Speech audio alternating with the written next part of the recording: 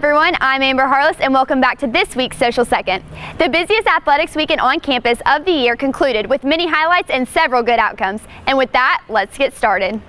Baseball hosted their season opener this past weekend against Xavier, earning a split in the 4-game series against the Musketeers.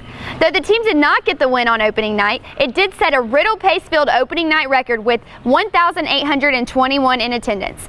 Brody Bender highlighted the Troy offense with 2 doubles, a home run, and 3 runs batted in. Senior Mark Skinner was outstanding on the mound, earning a win and a save without allowing an earned run. The team will be back in action as they travel to New Orleans for a 3-game series starting on Friday. Softball hit it out of the park this past weekend with 5 wins in the Trojan Classic. Troy defeated Jacksonville and Longwood twice each and also pulled off a win against Sanford. Becca Hartley hit like a bajillion home runs, well, 3 to be exact, and knocked in 6 of Troy's runs in the 5 games. Rachel Rigney Brown threw well in the circle, earning victories in 2 of the 3 games she pitched. She struck out 8 batters in 14 1/3 innings and just allowed 2 earned runs. The Trojans host the Troy Classic this weekend and welcome Lipscomb, Southeastern Louisiana, and Pittsburgh. Game times, videos, and live stats can be found on TroyTrojans.com.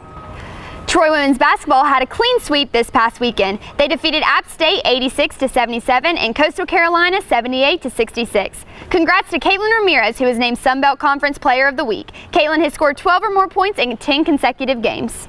The men's basketball team trumped Coastal Carolina with an 87-78 victory on Saturday. The Trojans then defeated Appalachian State on Monday.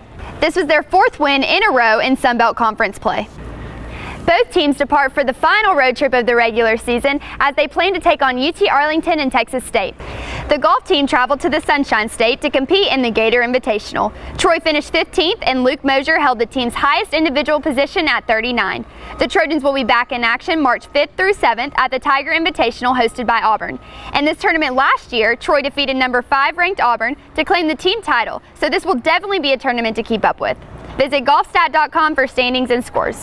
The women's tennis team also took a trip down south and took away their first season win last week against Bethune-Cookman in Jacksonville, Florida. The Trojans had a 6-1 victory over the Wildcats. Unfortunately, they fell to North Florida 6-1 2 days later, but they hope to rebound against UAB in Birmingham this Saturday. The soccer team will be kicking off their spring season this weekend against Mississippi State in Starkville. Be sure to follow at Troy Trojans WSOC for constant updates on Troy soccer. And for our social media segment, we have a neat interaction between Troy football head coach Neal Brown and Troy women's basketball on Twitter. After Deja Williams landed this crushing screen against Coastal Carolina on Saturday, Neal Brown showed his approval with this tweet. Looks like both football and women's basketball are building walls. Want to keep up with all the action? Be sure to follow us on the usernames and handles down below on Twitter, Instagram, Facebook, and Snapchat for updates, highlights, and all things Troy athletics. That's all for today's Social Second. Have a great day and go Trojans.